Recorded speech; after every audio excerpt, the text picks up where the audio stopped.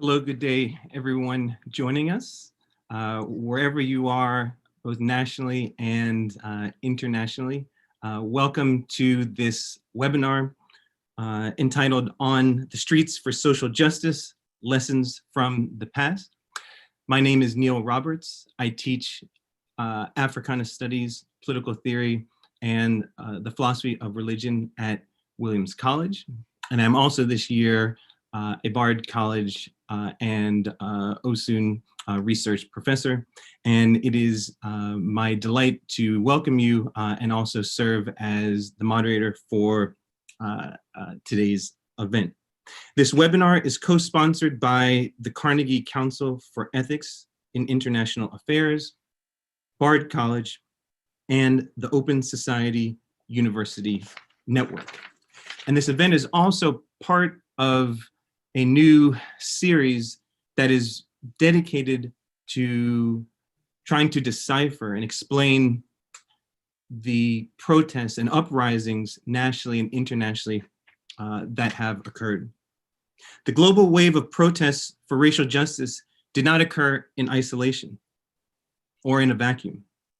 Is this social movement like others in history, or is it unique? What can be learned by looking at past protests with similar characteristics? Today's panel will consider the 2020 protests in light of the legacies of colonialism, self-determination, and previous struggles for human rights. And we have two featured speakers that will be able to share their expertise and also be able to talk to one another about this very crucial topic that we'll be exploring together. And so I wish to introduce them in turn. Our first speaker is Michael Canham.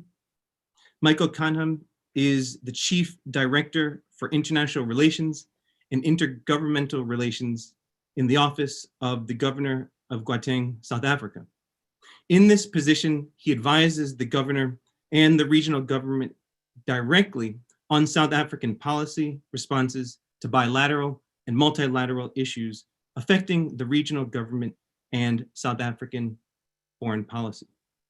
He was previously appointed as the first Secretary for Political Affairs by the South African Ministry of Foreign Affairs and has served at the South African Embassy in Washington, D.C. as a diplomat until 2007. During his time in the United States, Canham engaged with policymakers and international organizations to build bilateral and multilateral support for the United States policies toward the new Partnership for Africa's Development. And prior to working for the Governor of Gauteng, Canham was a senior policy advisor on strategy in the Office of the President of South Africa.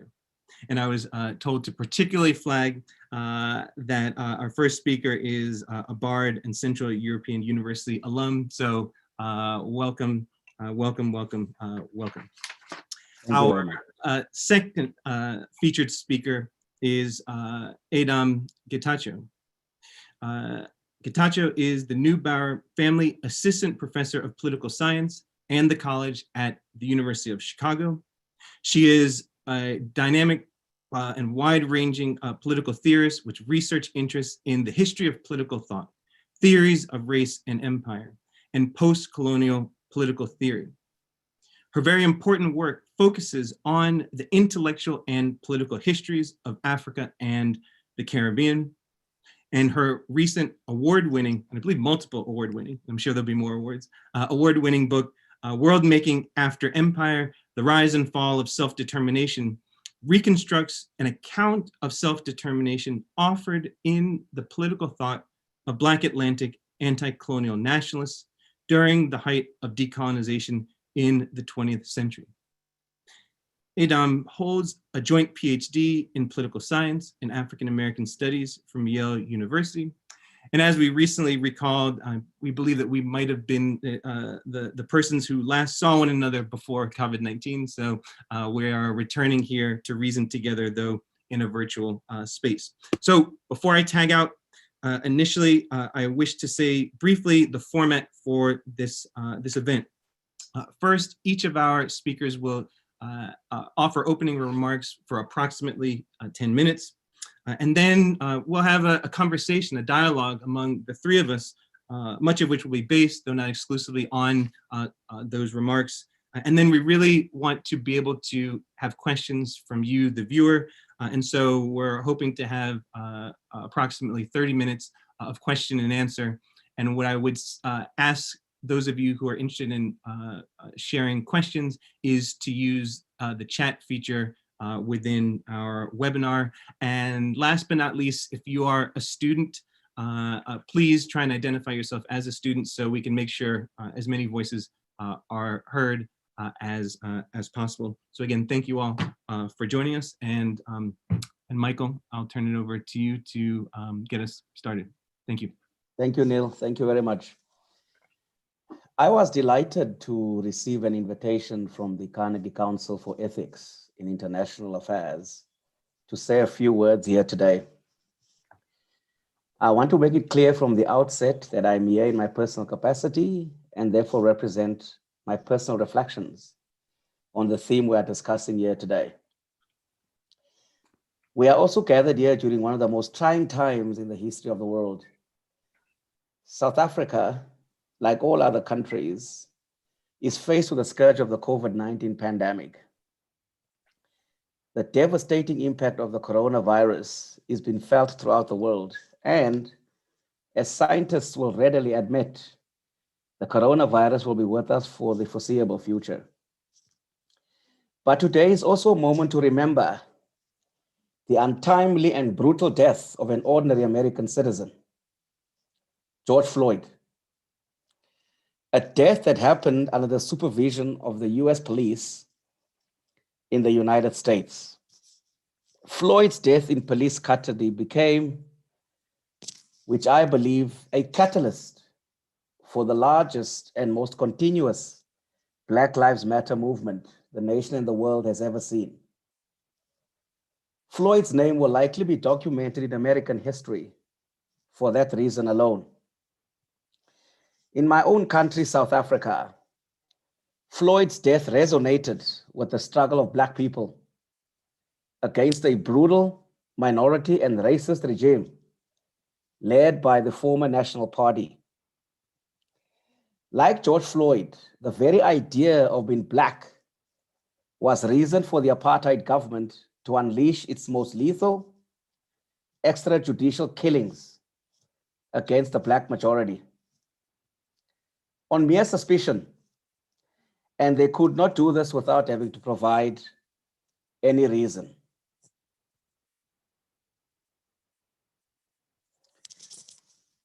As Floyd's video went viral the world over, I could not help but appreciate the supreme sacrifices that many millions of South Africans have made to save our country from what was clearly a looming race war.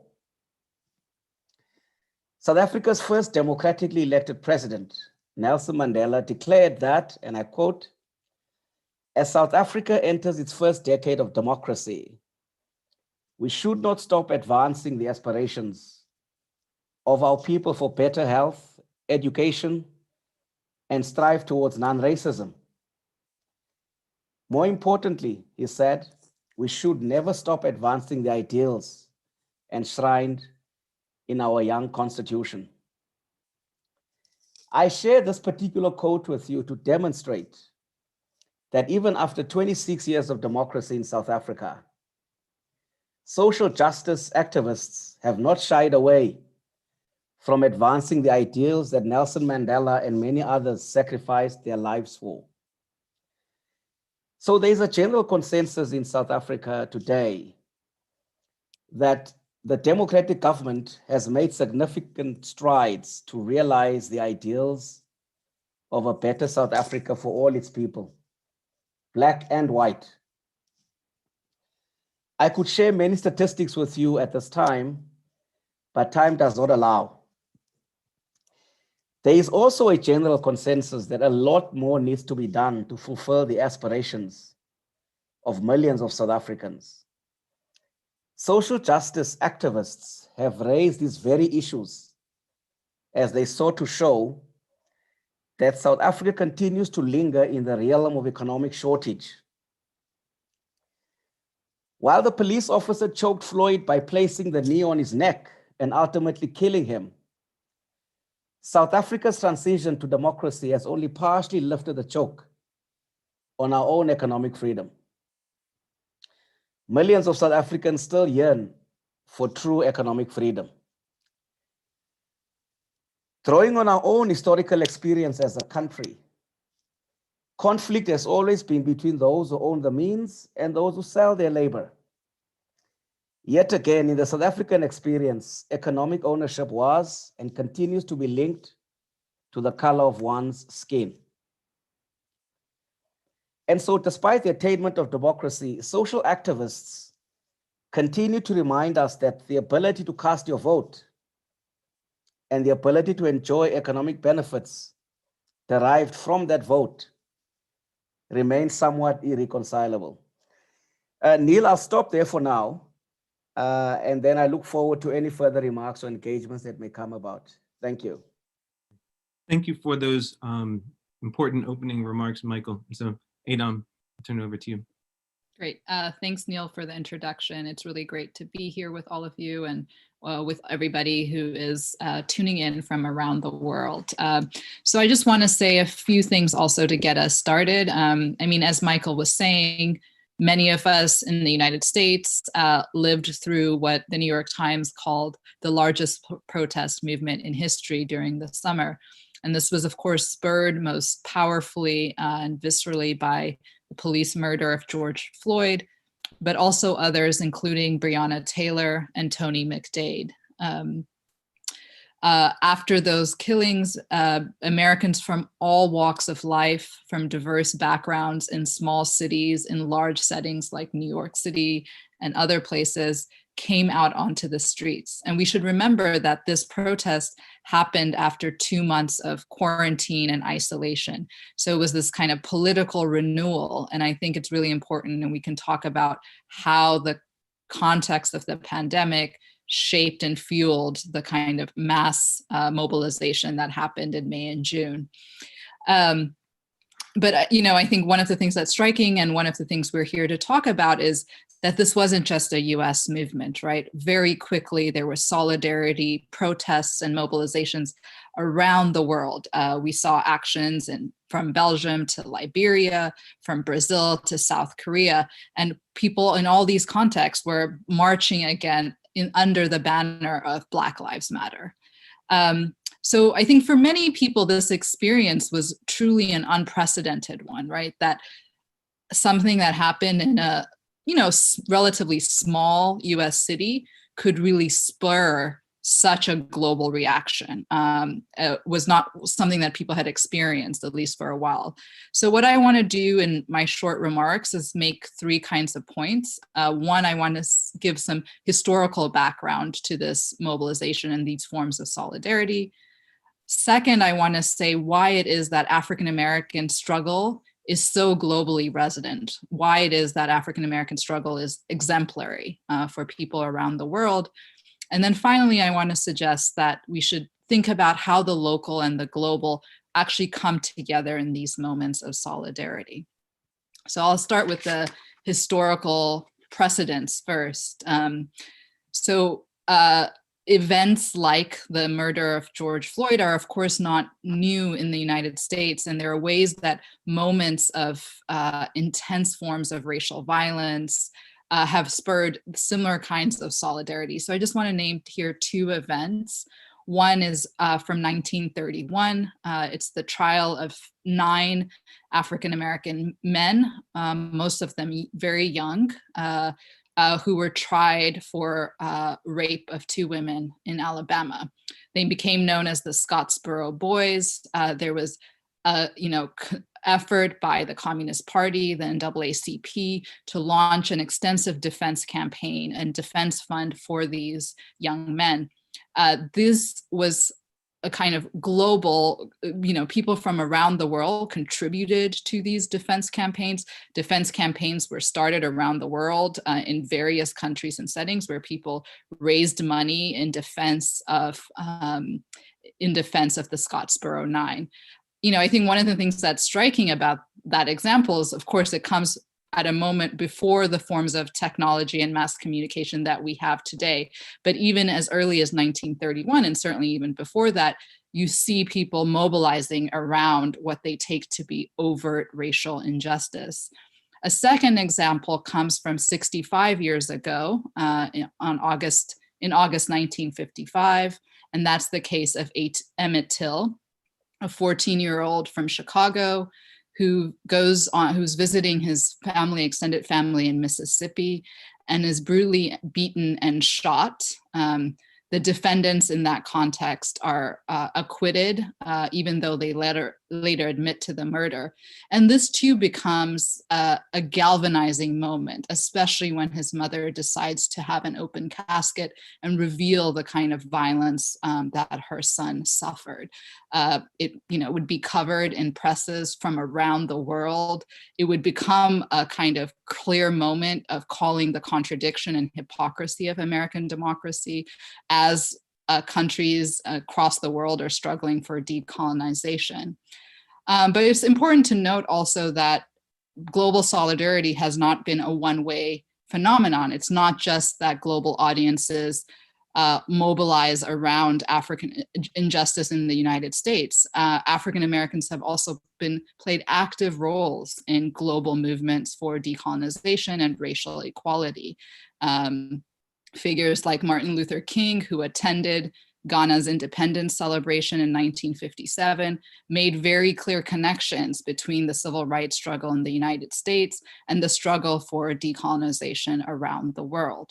Michael was just speaking about the anti-apartheid struggle. That too was a global struggle in which many Americans, and especially African Americans, played a leading role in galvanizing support for the ANC and others fighting for racial equality and democracy in South Africa. So there's a long, rich history of solidarity, internationalism, and building bridges and connections between struggles in the United States and around the world. So now I want to turn to why it is that African American struggle in particular galvanizes so much attention. And I want to make the case to you that it's exemplary. And what I mean by exemplary is that the struggle of African Americans for racial equality and full citizenship in the United States represents a universal struggle and experience. There are racial and ethnic and religious minorities around the world who face similar kinds of battles for equity and inclusion within their various societies. But I think three things make the African American struggle, stand out as something to gravitate towards, something that you always look to. One, it's a 400-year struggle, right? We just celebrated last year the 400 years of the first arrival of Africans onto the shores of the United States, or what would become the United States. Second, it's a struggle that happens in a country that claims to be the birthplace of modern democracy, right? This is the country that tells us all the time that it is the exemplary and exceptional democracy in the world that all others should emulate. So the contradiction or the crisis around this epic struggle for full citizenship in the country that tells everyone in the world that it is the model democracy, I think draws people to this experience. And finally, in the 20th and 21st centuries, of course, the United States is the most powerful country in the world. Everything that happens in America gets a great deal of attention, right? I'm sure many of you around the world even had to bear witness to the travesty that was our presidential debate just earlier this week. So there's a way in which all eyes are on America because it's such a powerful country in the world. And I think in that context, for many people around the world, they identify with and feel solidarity with the internal David, that's fighting against the Goliath of American power. So there's this very important exemplarity of African-American action for the rest of the world. But I just want to say one last thing, and then we can begin our conversation, which is that, solidarity mobilizations aren't just about what's happening in the US. They're not, but they're about moments in which protesters around the world actually connect their local struggles to the exemplary case of the United States. So when protesters mobilize in Europe or in other parts of the world, in Brazil, they're not just demanding justice for George Floyd or justice for Breonna Taylor. They're using those kind of, horrific, exceptional, exemplary cases to highlight contradictions and struggles that they face at home. So in the case of the protests in France, for instance, people use those moments to highlight their own history of police brutality and police violence in France, particularly highlighting the name of Adama Traore, who was killed a few years back and by the police and has yet to receive any kind of justice. His family is still fighting for that. In the case of Britain,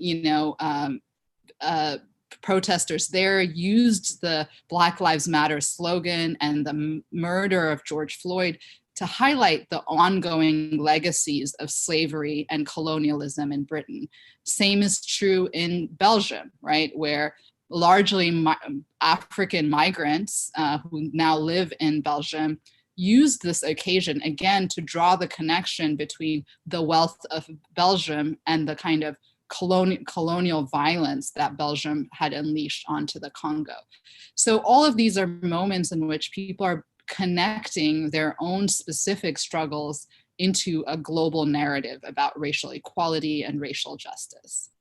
I'll stop there and look forward to the conversation. Thank you, Adom, for those wonderful remarks. And so I'm going to try and put together what you both opened with to maybe spark some conversation initially between the two of you, and then I can join as well.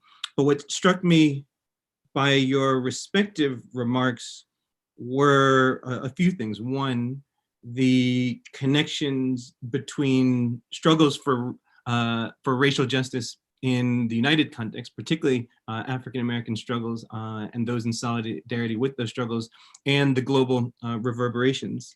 But also, so for Michael, you use the kind of evocative and chilling image of the chokehold. With George Floyd, there is the and not only with Floyd, there's the kind of the kneeing down or the holding. There's physical, either chokeholds or physical knees that can be used against one. But how do we also take into account economic and social holds that are really affecting polities and states, for instance, in the post-apartheid period? And Adom, you also mentioned harken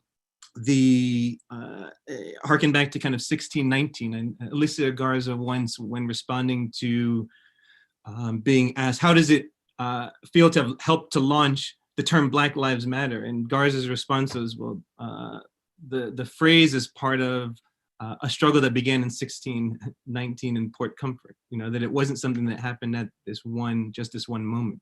Which then leads me to my first question for both of you, which is, why wasn't Ferguson and the shooting of Michael Brown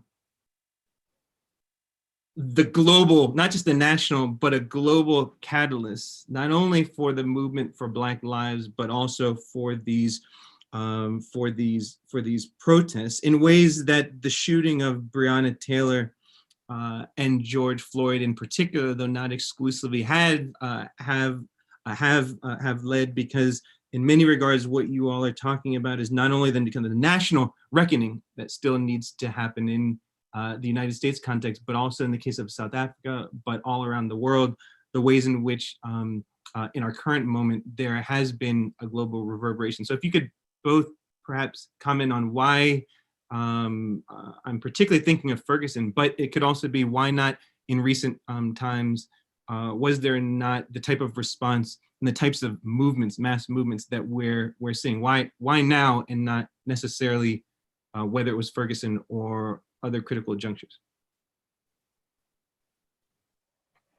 I can start on that. And I mean, I guess I would say, I'll say a few things that I think are at play. And it has a lot to do with the very specific context of 2020.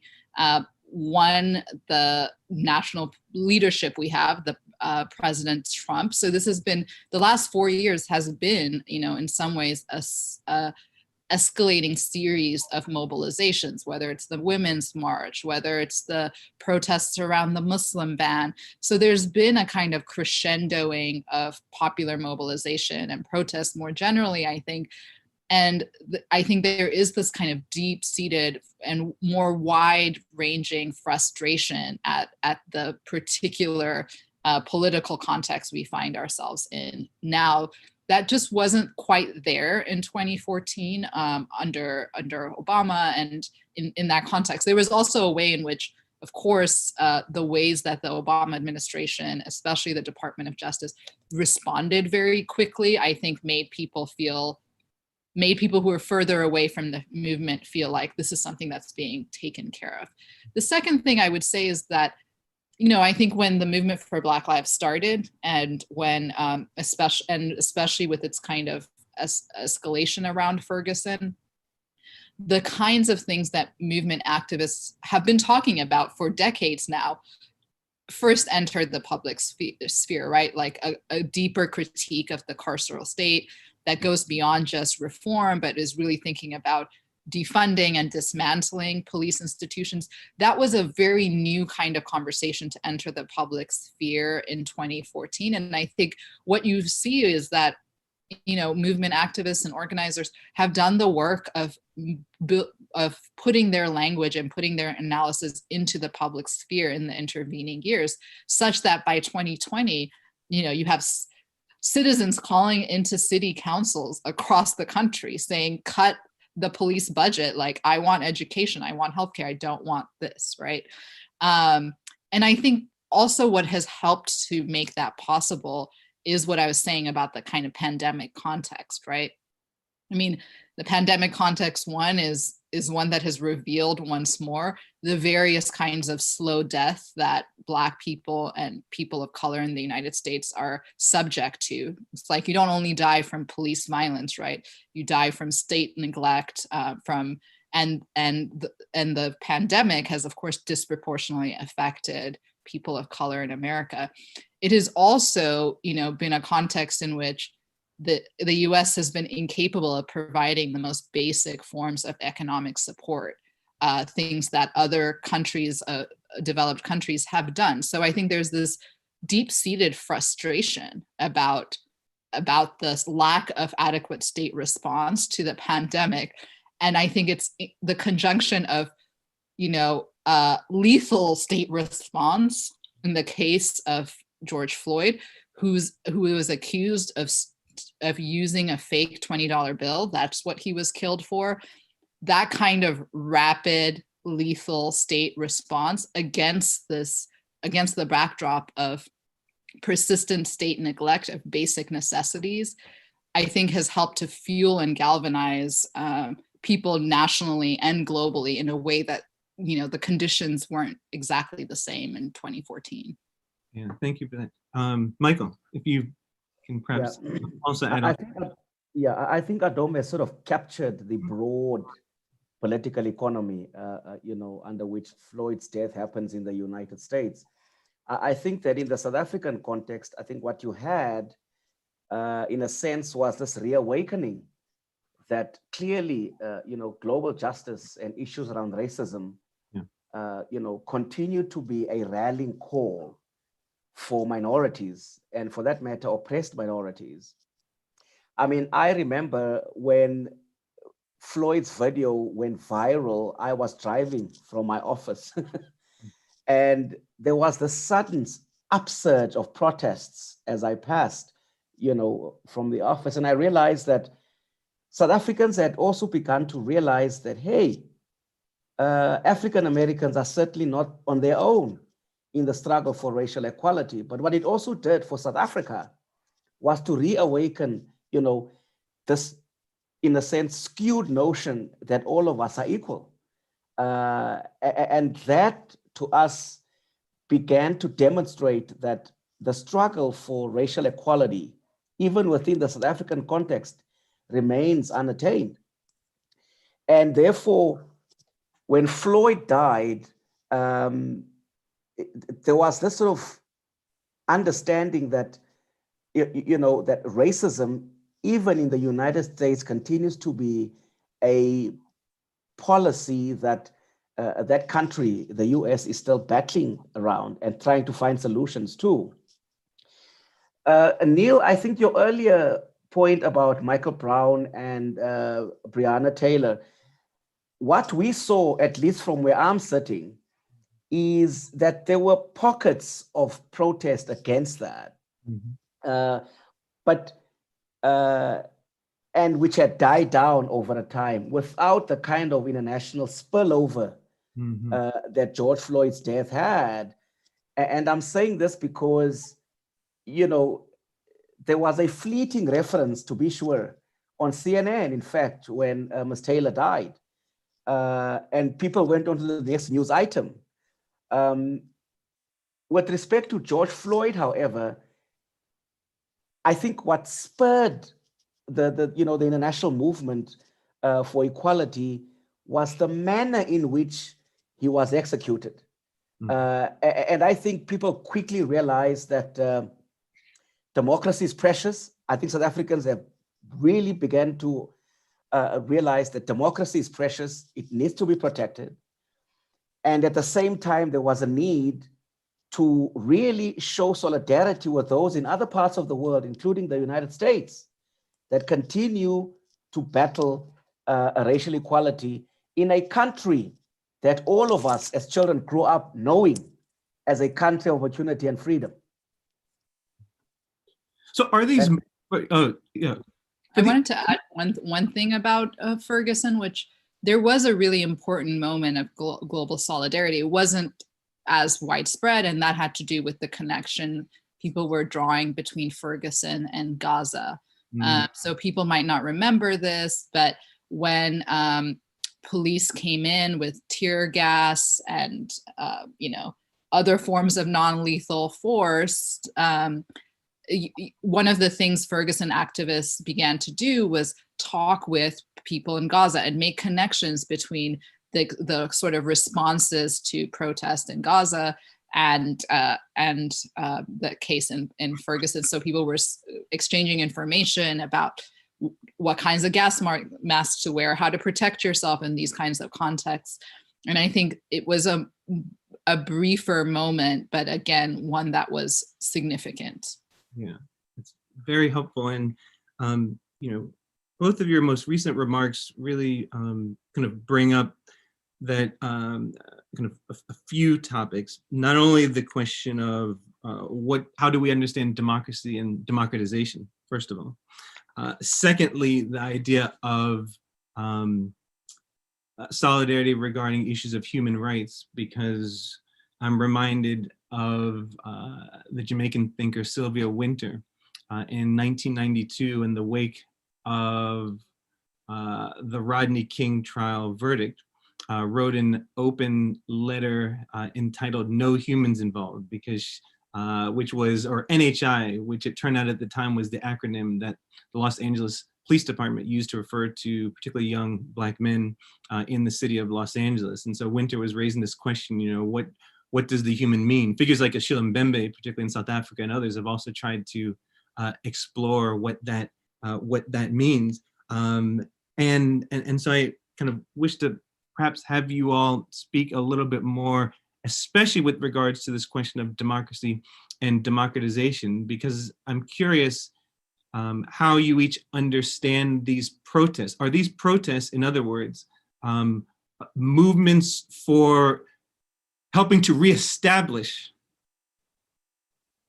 the foundations of democratic states? Or in many regards, are these protests trying to have states that claim to be democracies, in some sense to be democracies either for the first time?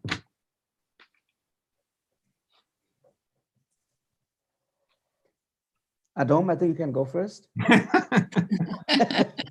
Okay, happy to do it. I think I want to step back before talking about the protests and say something more about the crisis of democracy, which we are all living in. I think some ways, so I grew up on the African continent, not too far from South Africa, actually in Botswana, and in the 90s, and more generally, we think of dysfunctional democracy as a third world problem, right? Something that happens in Africa and in Latin America, these places where they just can't get democracy right. And of course, America is the exemplary case in that context. I mean, I think what the last, at least 4 years, if not more, and this is not just about the US, but about mature democracies around the world, is we've seen them come into crisis around the same kinds of things that third world democracies have suffered from, namely kind of the politicization of identity and forms of violence that are connected to political competition and mobilization. I mean, we're about to have an election in this country, and it feels like war could break out in the context of an election. I don't mean to be alarmist, but that's the kind of sense in the air right now. So I think one thing that I want to say and urge, especially the students on the call, to think about is, to reverse the question about democracy, to think about what is it that democracies like South Africa and democratic experiments and their failures around the world, how those experiences actually shed new kinds of light on the experiences we're having in the US, in Europe right now, right? To take those experiences of the third world, which are often treated as marginal, exceptional, and think that those are really the things that give us clues into how democracy operates and what some of its contradictions might be. So I think the more specific question about the protests and their relationship to democracy, I think it's hard, I think, at this point for me to say these are moments that refound or remake democracy in the United States. But I think one of the things the protests remind us, and this is a point that a lot of political theorists and others make, is that democracy does not just happen at the ballot box, right? I think for many of our empirical political science colleagues, and think that the vote is where we enact or exercise our democratic voice. And it's of course a very important part of how we do that. It's a right that people fought for and died for here in South Africa and across the world. But I think what you're getting through these protests is a pluralization of what democratic politics and democratic action means and what it requires, right? And so I'm really interested and excited also to think about, well, what could be the connections between these forms of popular mobilization on the streets and the ballot box? Like, how could these things inform each other? And what are ways in which they diverge from each other as well? Mm-hmm, mm-hmm. No, that's if I was understanding, much of what you were saying is that on the one hand, taking a step back to think about, well, what constitutes democracy? Is it merely the vote, which is very important, or are there also different mechanisms across societies that also are central to trying to think about this question? Michael, did you want to kind of jump in? Yeah, I want to agree with Adom entirely, and that is, these protests to us, in the developing world, were reflective largely of two things. The one was clearly the inherent crisis in democracy itself, right? That you can have a government, a legitimately elected government, exercise lethal, unleashing lethal, injury on its own people. And in South Africa in particular, I think that is what triggered the need to really undermine apartheid at its very, very essence. I think for me, this is what this reflects, is that there is a crisis of democracy and that needs to be re-looked at. Now, Adom, I know that you are saying that this may not be the moment to look at an alternative form of democracy. I would agree with the proviso that the second thing that these protests reflect is that there is a long way to go to resolve global injustice based on racism. A very, very long way to go. And I think, you know, and particularly in the South African context, that there was a sense of complacency after we reached, you know, our democratic era. People said, well, don't worry, government will take care of issues. You know, you just live your life. And I think George Floyd's death and the expansion of the anti-racism movement was a wake-up call in my country that, hey, you need to protect democracy. Democracy is precious. And that democracy has both the potential to improve your immediate scenario, but it also has the potential to be reversed if we don't jealously guard some of our own democratic gains that we have made as a country. And so, Neil, to be more specific to your question, yes, I agree with Adom. There is a crisis in democracy, and the danger with that crisis is that if it's taken up by a wrong political establishment, you know, you are likely to have democracy deepen its existing crisis. But for South Africans and our own history, what this reflects is that democracy in South Africa is a necessity for us to move forward. At the same time, social activists have realized that even though we have reached a democratic dispensation where everybody is equal, it is an asset that needs to be protected. And I think for me, though, this is what these protests around the world seem to be teaching us. Yeah.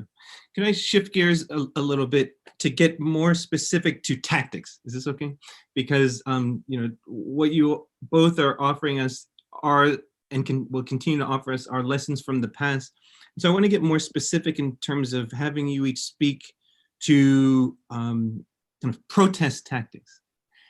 Is what we are witnessing in 2020, not only in the United States and South Africa, but around the world, are these an indication of new tactics of protests in real time that are being forged on the one hand, or are they the return or the extension of prior forms of tactics? Why do I ask that?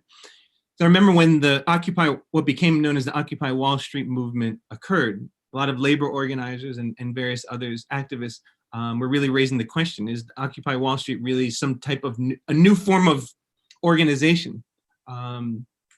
Or is it really the refashioning of prior forms of mobilization that had been in place? And I think similarly, but in its own distinct way, not only the Black Lives Matter movement, but the wider networks of the movement for Black Lives, right? Decentralized network of activists.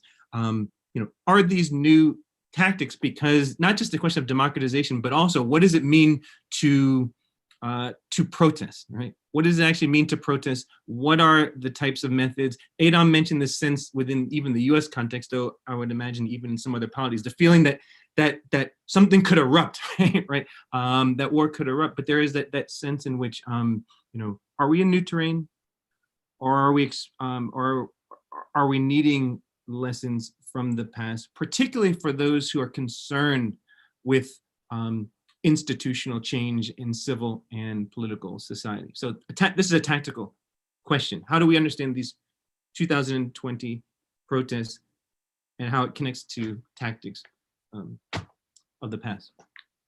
Well, what is interesting in the US context, at least for us, you know, in the South, is that many of the tactics that were employed, you know, I mean, one can go back to Rodney King, for example, you know, when he was beaten almost to death.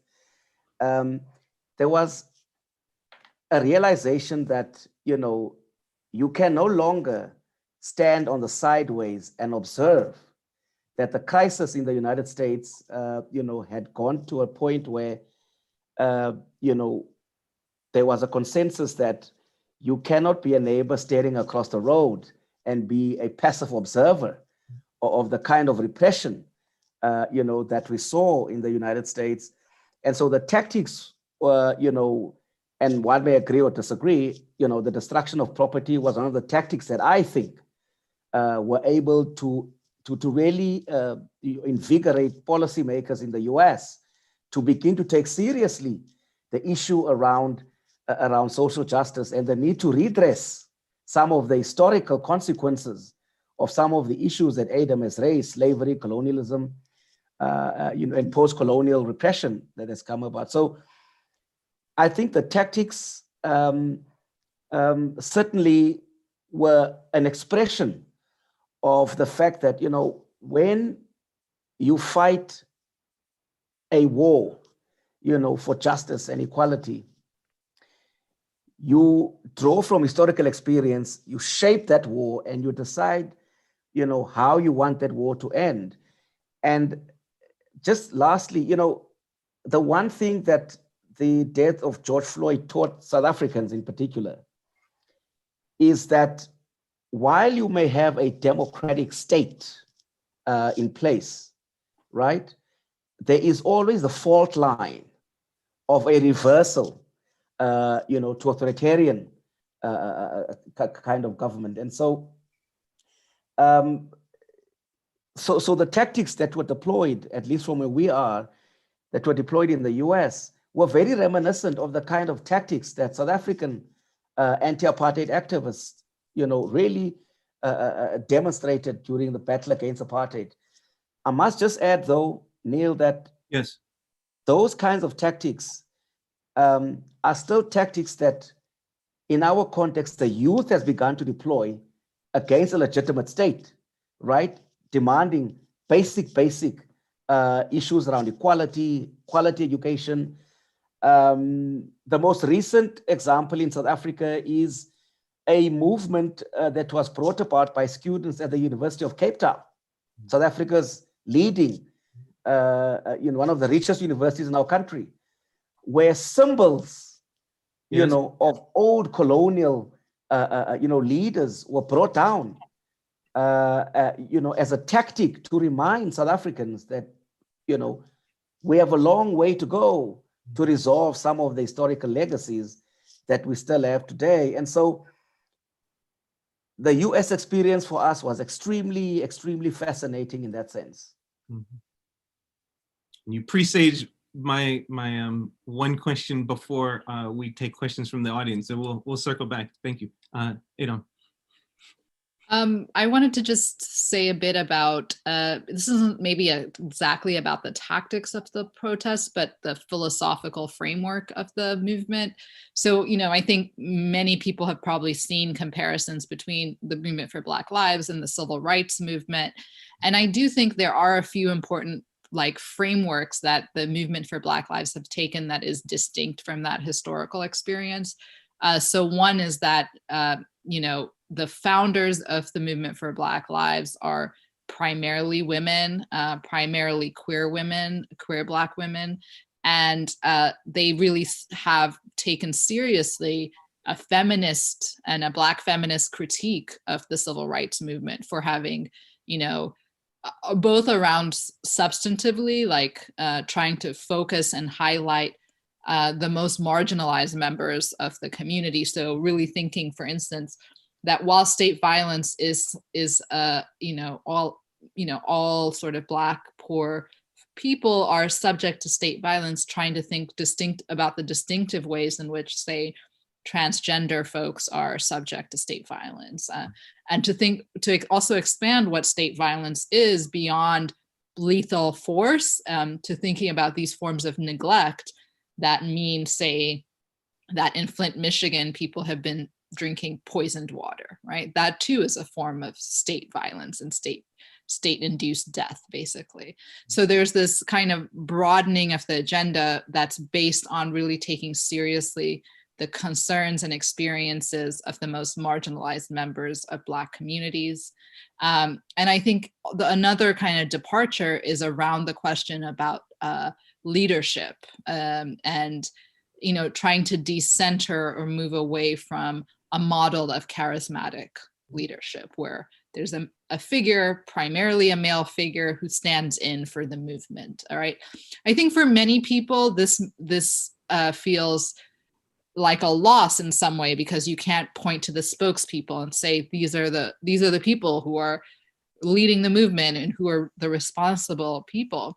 But I think the movement has an understanding of itself as not building a leaderless movement, but what they call a leaderful movement, in the sense of developing the capacities of activists and organizers so that many people take ownership of the movement and can count themselves as leaders and can speak for the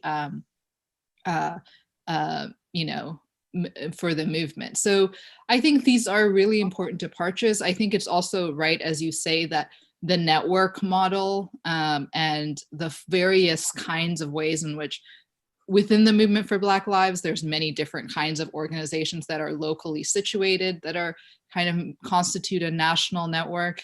But even that national network is plugged into other coalitions, say the Rising Majority, which includes immigrant justice organizations, it includes labor organizations. So I think that's been really innovative. And the final thing I think is, it's also a movement in part because of that networked and capillary structure that's really local, that what Movement for Black Lives activists and organizers are doing in Chicago is not necessarily what they're doing in Minneapolis or what they're doing in Alabama. So this means also that there's lots of experimentation going on and lots of different possibilities being explored. And there's this opportunity to learn from the different examples and cases. Oh, wonderful. Kind of hearing particularly that last remark, brought up a few things. One, the important point of thinking about the Black Lives Matter and Movement for Black Lives heavily being supported and also pluralized by queer Black women as central to that, what Diva Woodley more recently has called a Black feminist pragmatism, at the underlying this decentralized network. But it also brings up your own work, particularly around self-determination on the one hand, and also decolonization. Oftentimes decolonization gets historically bounded at a particular period, as opposed to thinking about decolonization as processes that also are ongoing, and trying to think about different ways of rethinking the state and what kind of decolonization means. But the last point with regards to leadership, I always kind of recall, and Barbara Ransby has brought this up in her brilliant book on Ella Baker, when Ella Baker had a statement, strong people don't need strong leaders. And that's often misconstrued as to not focus on leaders. But as you were pointing out, that Baker was trying to push against the idea of of simply not only kind of male leadership or only Black male leadership, but also, is it merely electoral politics as the avenue for change, or are there other types of venues? Which then leads me to my last question. And Michael, this brings up where you ended, which was going to be around monuments and statues. We haven't really talked about symbolism, but going back to 2020, it seems unmistakable.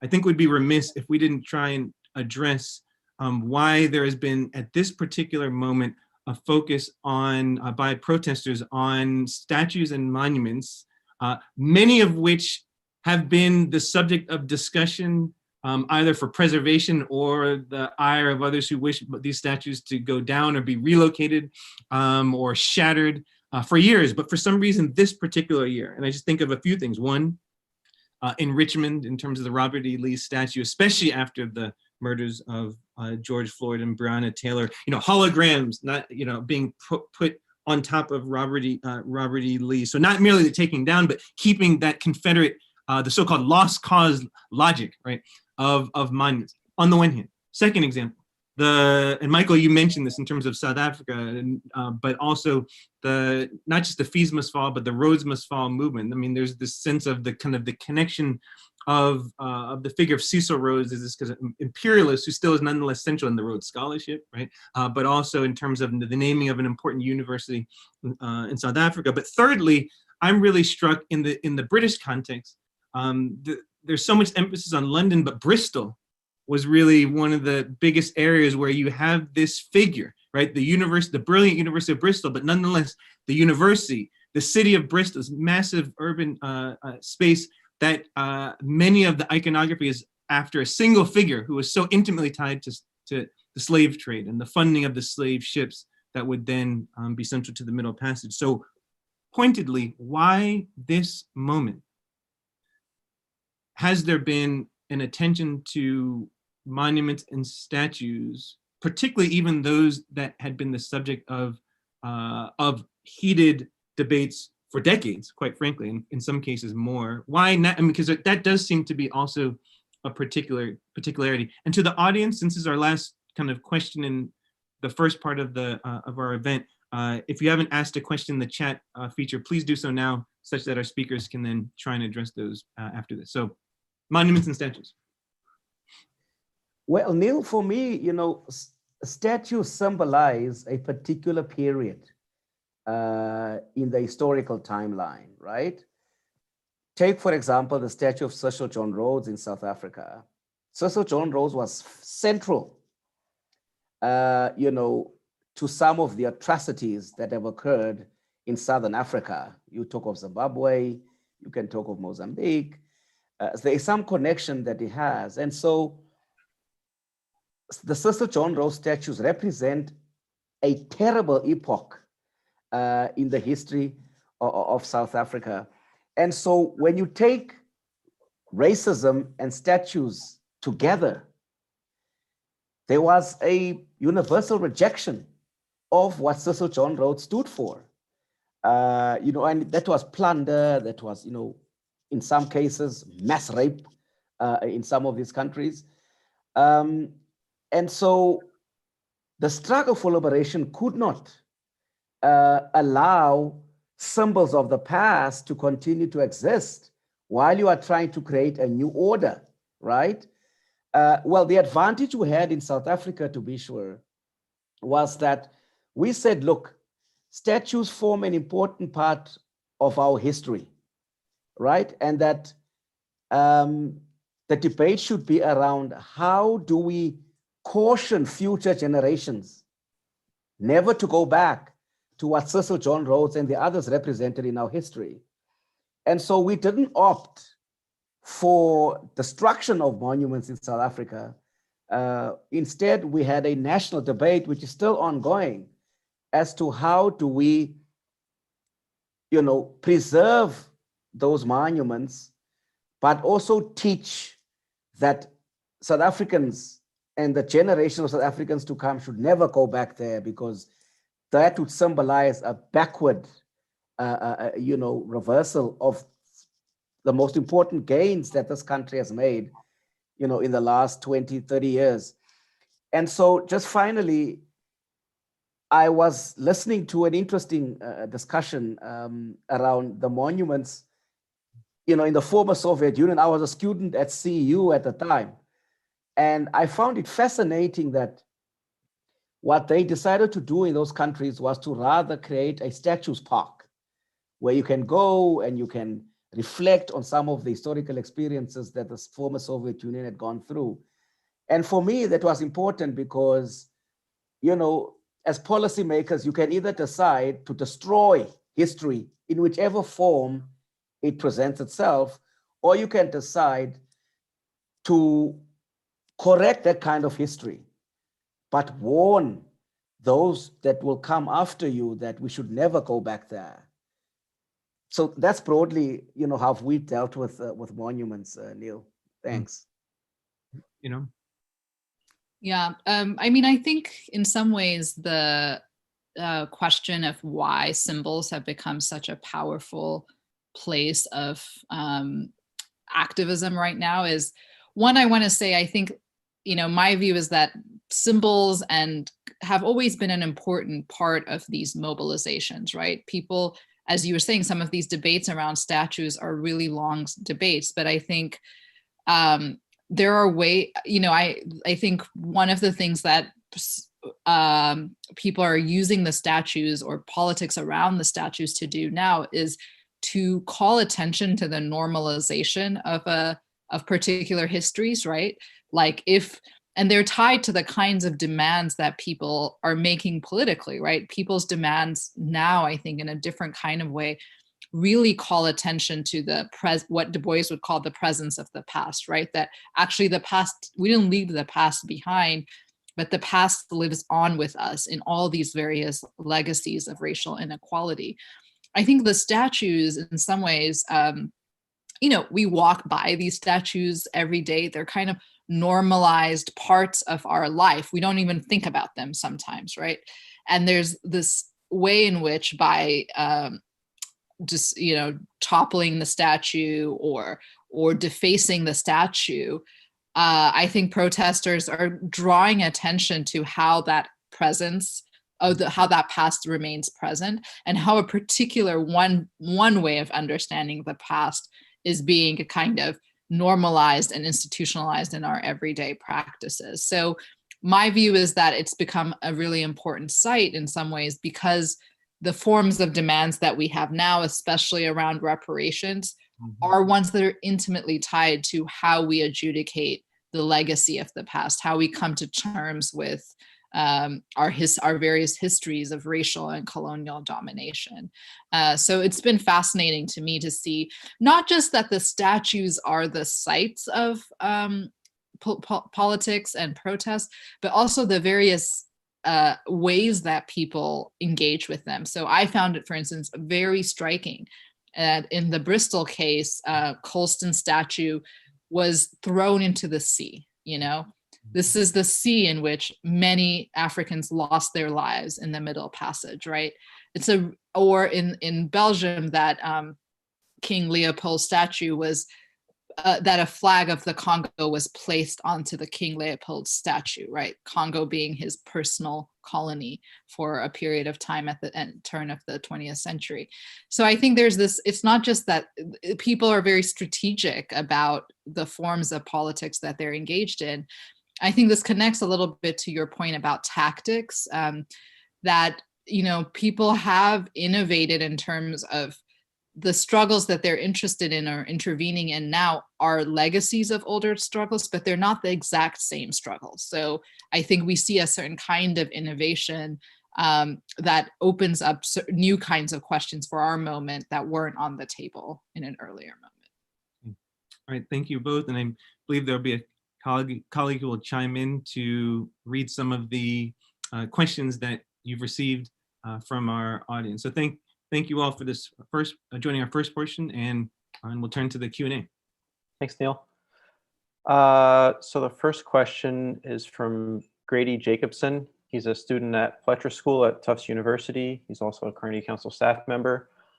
His question, Dr. Getachew published an opinion piece in the New York Times in July about the idea of decolonization and what that means in terms of searching for social and racial justice. What are the kinds of approaches to remaking the world, as she says, that are being undertaken and advocated for around the world? Are they generally the same as those we are hearing about in the US, or are there competing ideas and policies about how best to remake the world in search of racial and social justice? Okay, great. Thanks for that question.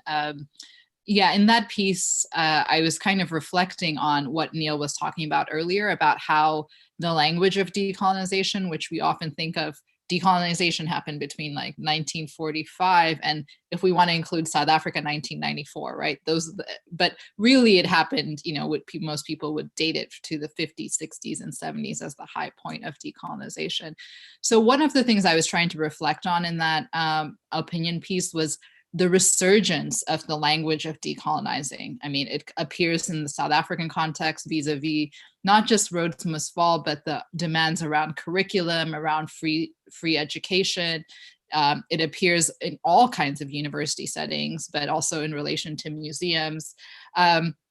So I think there is a way, for instance, that language tells us that people are struggling with a similar kind of concern, namely the kind of limits and incomplete character of the project of ending empire, right?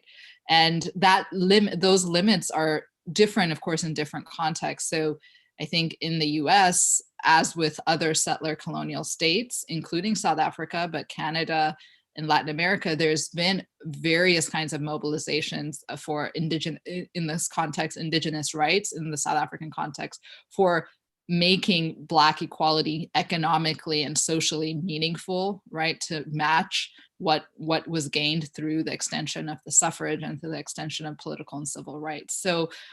So I think there's like a kind of resurgence of a particular rubric around decolonization, but then, as I was trying to say, what that means in each setting is different, right? Like in the context of Europe, it's a debate about migrants and the status of Black Europeans, right? So I think, I think the second part of are there competing ideas and policies? I wouldn't say that they're necessarily competing ideas. I think they're just locally specific or contextualized practices and forms of political action and mobilization. So I wouldn't say they're necessarily different. I think one other language that I have found is more resonant now than, say, the period I study, which is the 50s, 60s, and 70s, is the language of reparations, which has come back in a big way in, again, like very local settings. So the city of Chicago, where I live, gave reparations to victims of police torture, who are being tortured by the police in an attempt to get them to confess or to give up certain kinds of information. So the city paid reparations to those victims, and also instituted a mandate that the Chicago torture case had to be taught in public schools, and that there would be a memorial statue created in honor of the victims of that torture. So, but reparations takes the same concept, has been advocated for by Caribbean states vis-a-vis their former colonial powers. And this is reparations for Native genocide and the slave trade. And there, of course, the demands are very different, right? There's demands for debt cancellation, for commitments to resource development programs in an equitable manner. So again, we see how that same idea of repairing historical harm takes on very specific connotations in specific places.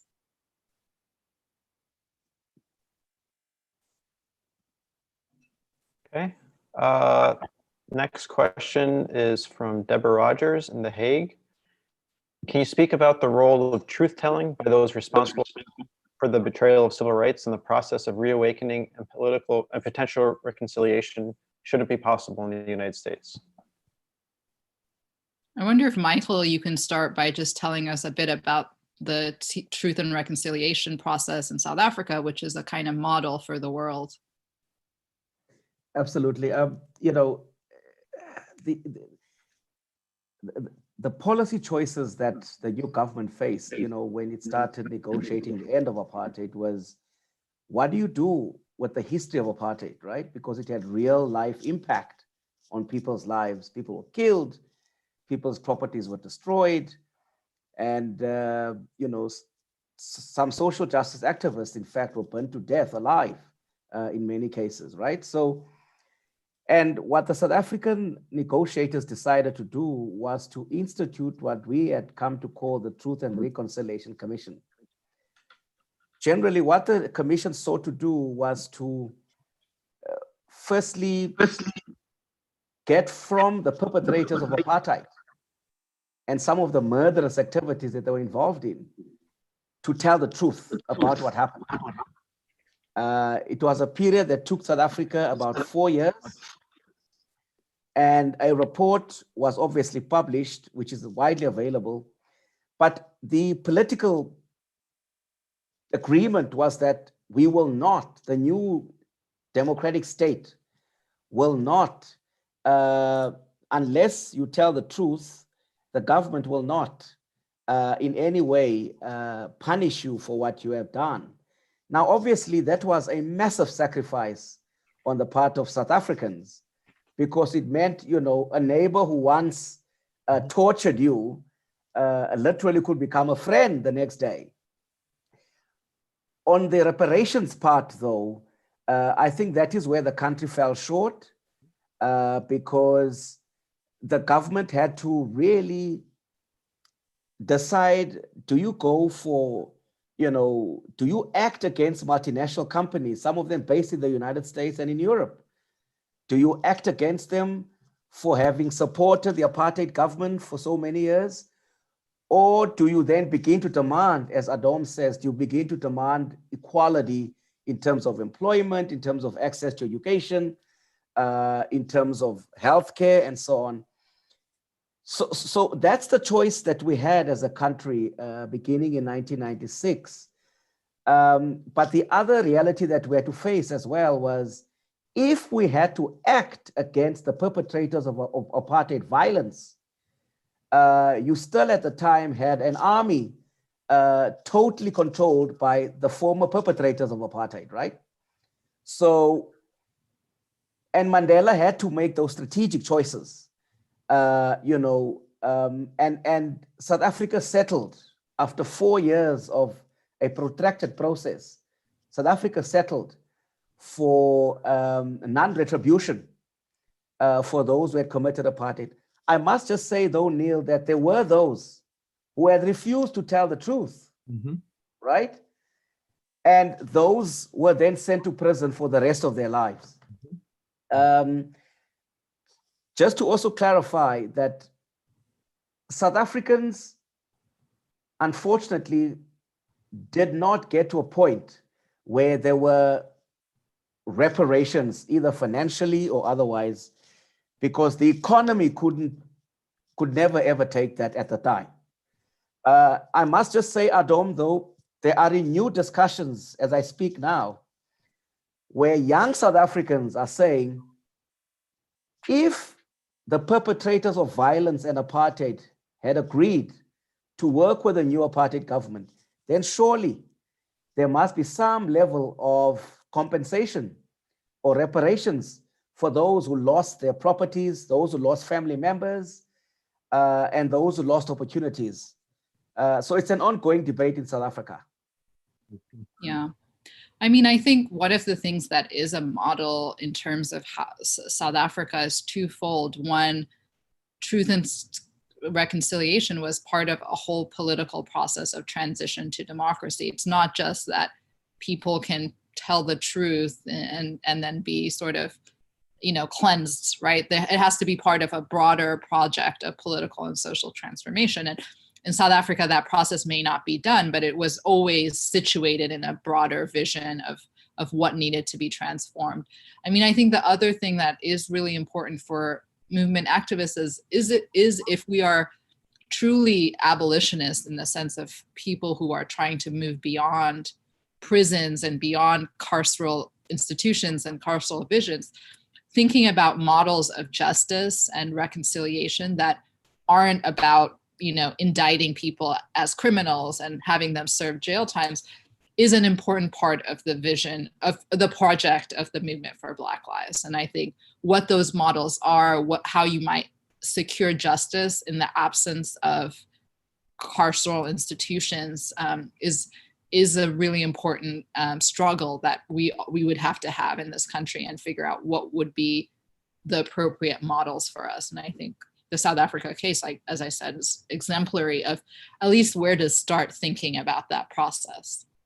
Can I just add something real quick to what you both said, which is that I think all of this, that last point in terms of even rethinking, well, what does it mean to even talk about a just society, right? To kind of a certain understanding of justice, but also what is a reparation claim, right? You know, reparation, I usually understand reparation claims as having two pillars. The first, a public apology for the agent or agents responsible for a historical injustice. And then the second, a rectification / compensation valence. So that could be the monetary. So going back to Michael's point, when you're saying, what about states that an idea of a mass kind of monetary reparation program may at a certain juncture perhaps be considered not possible. Even if that were the case, we can imagine different forms kind of from programs or they're different forms of rectification for a past harm that need not perhaps necessarily take the place of the truth telling, which is, I gather, what was the question that was posed, but as was just mentioned, Adom, that these are still things we're working through. So I guess perhaps to the next question. Sure. So this is from Bard College's Jonathan Becker. Could we hear more about what lessons the ongoing BLM movement might learn from the fight against apartheid and other national and global protest movements beyond the Gaza reference? We have heard that BLM has developed in recent years in terms of protest and sophistication of interactions with politicians, but it is often commented that Americans are behind the rest of the world in terms of protests. And I can say I recall Michael thinking that when he was in the US. What lessons might be learned? Adom, you can go. I think one thing as someone who is really interested in internationalism is I think I wish the movement for Black Lives would more seriously think about the question of international solidarity. That is to say, I think that, we've seen this outpouring of solidarity with the movement for Black Lives. And I think there are moments where the movement has reached out to specific struggles and connected with specific struggles. But I would like to see a moment in which, we kind of try to recover some of that more reciprocal forms of solidarity and internationalism that we did see in an earlier moment. I think another possible lesson, this would depend on a different kind of regime in the United States, but one model, for instance, or one thing we can learn from those experiences of solidarity is about the kind of Black power movements in Latin America of the last 20 to 30 years, which really used kind of international institutions, international discourses to push for equal rights for Black people in Colombia and Brazil and other countries in Latin America. And here, South Africa, again, is really important because it would be the 2001 World Conference Against Racism held in Durban that really helped to galvanize Latin American activists and organizers. And they were able to use the resources of that international meeting to press for transformations in their specific states. This is, of course, a strategy that was also central to African Americans at an earlier moment.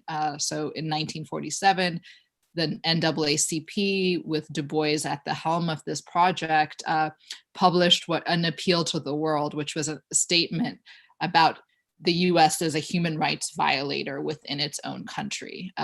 And that petition was marginalized within the UN, but it really helped shining a spotlight on American racism globally, really helped to push the civil rights agenda forward in the US. So I think there may be ways in which those forms of internationalism that contemporary movements use around the world and that have been part of the repertoire of Black politics in the US in previous moments could be recovered and redeployed. But in some ways, I think a lot of this is, I see more like parallelism in struggles. So for instance, I think, one issue we haven't really talked about in this context is climate change and what environmental justice will look like. But the issue of kind of the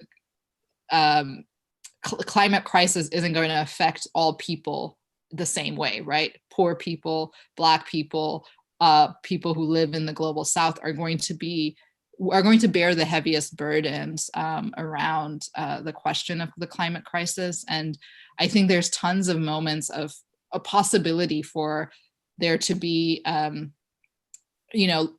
translocal struggles or connections, say thinking about the typhoon that went through Mozambique last year, and then thinking about the vulnerabilities of a place like Puerto Rico or New Orleans, where predominantly Black and brown bodies are also facing the brunt of the struggle. So I think, more greater forms of like local connection between specific sites and locations might be another way to advance that vision of internationalism.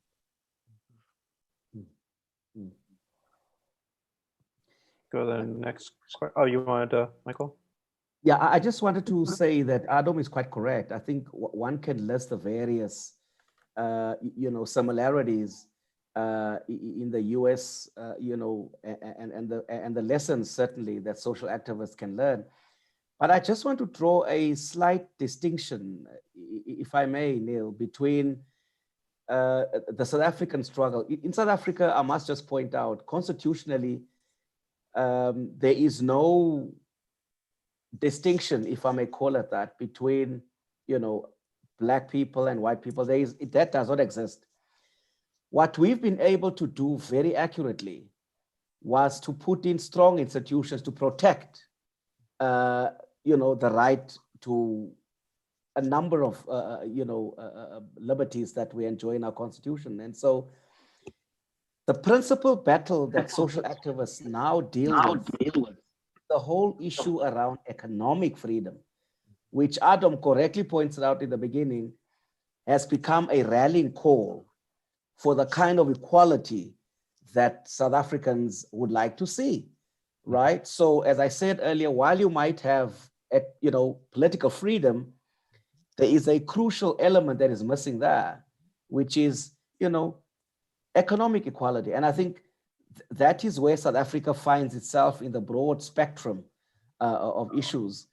So I thought, let me just draw that distinction, Neil, so that there's no confusion in that. Thanks. Thank you. Okay. This question is from Peter Burgess. I agree with the reality that racism is a huge issue to be addressed, but there is also the issue of class within race. What do you all think of this as an issue that also needs to be addressed? I mean, I think that's sort of what we've been getting at, especially with Michael's last comment about economic inequality and the ways in which economic inequality is really at the center of the next phase of struggle in South Africa. I mean, I think that's also absolutely true in the US. I would just encourage everybody who's on the call to go and look at the Vision for Black Lives platform, which is a policy agenda that the Movement for Black Lives put out in 2016. And they've updated it since in the context of the 2020 protests and the current context we're in the United States. One of the things, I think it's very easy to look at the Movement for Black Lives and say, this is an organization that's focused on racism, and especially the question of police violence. But that is not true. I mean, if you look at their agenda, they have a vision of economic transformation, of guaranteed employment, of a living wage, of the right to unions and right to organize and bargain over the terms of your work. Like, this is not a movement that thinks only or solely in the terms of race, right? It has an intersectional analysis, one that thinks that race, class, and gender intersect. They're multiple intersecting and interlocking forms of oppression. So, we might not think that the murder of George Floyd is a question of class, but it absolutely is a question of class, right? He is at where is he shopping, right? A corner store. What is he accused of? Of having a fake $20 bill. This is a person who's out of work at the moment he's killed because he's been fired, because we're in the middle of a pandemic, and this is a country that is incapable of providing basic economic protection in this moment, right? The police officer who killed him also, has to work two jobs, right? He works as a police officer. And in fact, he used to work at the same bar that George Floyd worked at as a bouncer, right? So the police officer is able to escape or move up the economic ladder by becoming a part of the state's, armed wing, right? And George Floyd, who didn't or can't access that form of escape or moving up, ends up being killed by him. I mean, this is just it's a profound story about what it means to live at the intersections of racial and economic marginalization and precarity in this country. And I think that, again, if you read that Vision for Black Lives platform, you'll see that the movement has that kind of analysis about the intersections of those two things. Can I jump in real quick on this? Because your points that you were just making, it's also, if one looks back to the Black Panther Party for Self-Defense and their kind of famous 10-point platform, a lot of that platform were basic, human rights. I mean, these are in terms of actual what was being asked for. Certainly there was a question of thinking about Black self-determination, but many of the pillars of the Black Panther Party were really about human rights, questions of economic stability and equality. What does it mean to live in a just and free world? So that the idea of having us look at the updated vision for Black lives is really important. And my kind of additional rider would be that I think also it was important to bring up climate change and environmental justice. But I don't necessarily want to disentangle the question of race, because I think a lot of commentators and activists are really returning to this notion of racial capitalism. What are the ways in which not only race, but also how does class kind of structure human societies? And then one of the kind of the books du jour, Isabel Wilkerson's recent work dealing with the question of caste. Are we even using the right categories? Is it simply class or race or kind of gender, sex, and ability, or are we also talking about caste societies that that much of these activities are responding to? I don't think there's a consensus, but I think both of what you all are pointing out about an attention that we should have to climate change, environmental, what does it mean to think about vision for Black life that also takes into account different notions such as class, really important. So probably looking at the time, we're getting closer to the end. So maybe in terms of questions, I don't know if it's possible to perhaps have a couple of questions together, if that would be okay to be able to address. Yeah, I just have one more question that I think will be good to wrap up on. Great. This is from Carnegie Council's Billy Pickett. Do you have any advice on how to stay hopeful that real change and accountability as policing is possible in the United States, especially in light of the lack of charges brought against the police officers who killed Breonna Taylor? It's a good question. I mean, I say this often. So if you've heard me say it before, I'm sorry to be a broken record, but I think, again, thinking back to the work that I do and the period I studied in my book, Decolonization After World War II, if in 1945, if you would have said by 1960, over 20 African countries would have gained independence, no, you would have been laughed out of any room, including the rooms where anti-colonial nationalists were struggling and deciding how to think about the future of the world, right? It looked bleak, and even the institutions we now associate with the kind of rise of decolonization, like the United Nations, were hostile to the project of self-determination. So, but in 15 years, by 1960, we're looking at a different kind of world order. It doesn't mean that that project of decolonization was won and ended in 1960, right? But we were in a different stage or phase of the fight than we were in 1945. So in some ways, that gives me hope, because it's a reminder that politics is not set in stone. It's not stuck in time. It's not a frozen experience. It changes very rapidly, right? I mean, if nothing else, I think the last 4 years should tell us our conditions, our contexts, our conjunctures could be completely transformed in a matter of months. That's also a lesson of the 2020 protests. when we went into lockdown in March 15 or whatever it was, if you had told people by the end of May, we will be living through the greatest resurgence of protest mobilization in the United States and in the world, people would have thought you were crazy, right? So I think like remaining attentive to the real political contingencies that structure our lives is that's really important. And I think keeping your eye and you know, on these smaller experiments, right? It may be that Breonna Taylor's killers won't be, you know, face trial, but this is also a summer in which many cities have voted to withdraw some funds from the police. It's a moment in which students around at universities in K through 12 are insisting that they don't want police in their schools and on their campuses, and are winning some of those fights. So to me, I look at this moment as one of not failure, but one of lots of promising possibilities. And it's not to say that they'll be realized, but there's, I think, much to feel optimistic about. And Michael? Yeah, thanks, Neil. I think I want to agree largely with what Adom has said. I think it's an accurate reflection of the type of struggle that you know, minorities face in any country where Black people are a minority.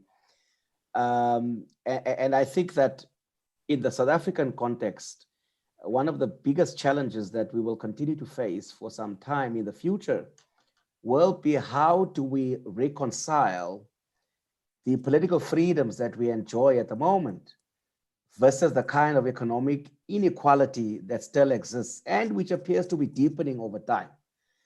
And I mean, one can just say that one cannot de-link racism, you know, and the need to resolve racism away from economic equality, because that's fundamentally where the battle is really, is if you want to deal with racism, you need to deal with structural inequality in the economy. You can't do it any other way. And so South Africans recognize, and we've learned that, you know, as we work towards a country that's more inclusive, we will have to deal with the economic inequality that is there.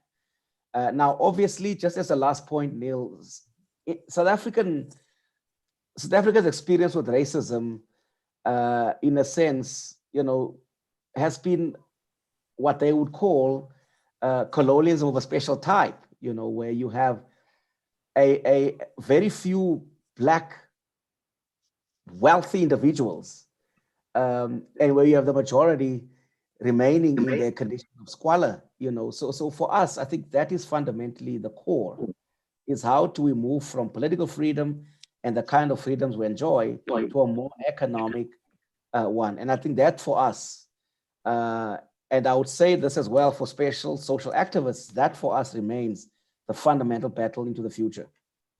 Okay, on that note, I will let our speakers have the last word. This has been On the Streets for Social Justice, Lessons from the Past.